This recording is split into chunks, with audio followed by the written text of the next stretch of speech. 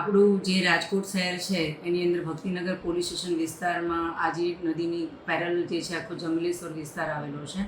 તેની અંદર આ ડિમોલેશનનો રાજકોટ મ્યુનિસિપલ કોર્પોરેશન દ્વારા આખો કાર્યક્રમનું આયોજન કરવામાં આવ્યું છે. જેની અંદર હાલની ધોરણે જે 2 દિવસ છે એટલે આજે અને કાલે એ જે પણ જગ્યાએ ડિમોલેશન કરવાનું છે એ બધાના ઘરે ઘરે જઈ અને એને સમજાવવાનું ચાલી રહ્યું છે. અને એની સાથે જે રાજકોટ મ્યુનિસિપલ કોર્પોરેશનની 7 ટીમો છે, 7 ઝોનમાં એમણે વહેંચી છે. એની સાથે સાથે અમારી પણ ટીમો કાર્યરત છે. એટલે પોલીસ, આરએમસી, ફાયર બ્રિગેડ અને મેડિકલ ટીમ એ સંયુક્તપણે મળીને અત્યારે કામ કરી રહ્યું છે. પોલીસની ટીમોમાં અમારી લોકલ પોલીસની સાથે સાથે ક્રાઇમની ટીમો છે, સ્પેશિયલ ઓપરેશન ગ્રુપની ટીમો છે, અમારી ક્વિક રિસ્પોન્સ ટીમ જે હોય QRTs પણ છે, અને અમારી SRPF કંપનીઓ અને SF જે સ્ટેટ જે રેપિડ એક્શન ફોર્સ છે RAF એના બેઝ ઉપર SF જે બનાવેલી છે એ અમારી ફોર્સિસ અહીંયા હાજર રહેશે. હા, અત્યારે જે ફૂટવર્ક જે છે, ફ્લેગમાર્ક જે છે, સવારે આયોજન કરાવ્યું હતું અને અત્યારે સાંજના ટાઈમે પણ એનું આયોજન કરવામાં આવ્યું છે.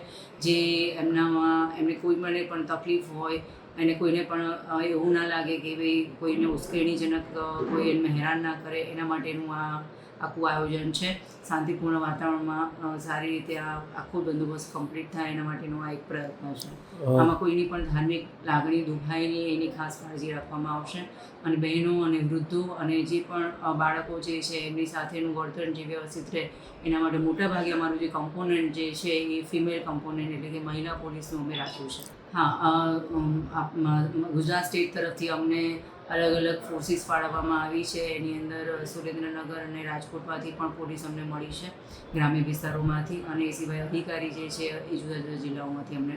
લોકોને અમારી ખાસ નમ્ર અપીલ એ છે કે જે પણ ડિમાર્કેશન થયેલા છે, ઘણા બધા વર્ષોથી એ જાણે છે કે આ TP95નો જે રોડ હતો એ રોડને પહોળા કરવાનું કામ છે, અને એક આજી નદી કિનારે જે બ્લોક છે એના પુનર્વસનના પ્રયત્નો પણ ભૂતકાળમાં થઈ ચૂકેલા છે.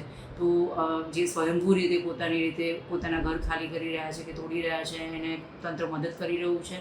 અને એ સિવાય કોઈ બીજી મદદની પણ જરૂર હોય તો એ તરત જ અમને કહી શકે છે.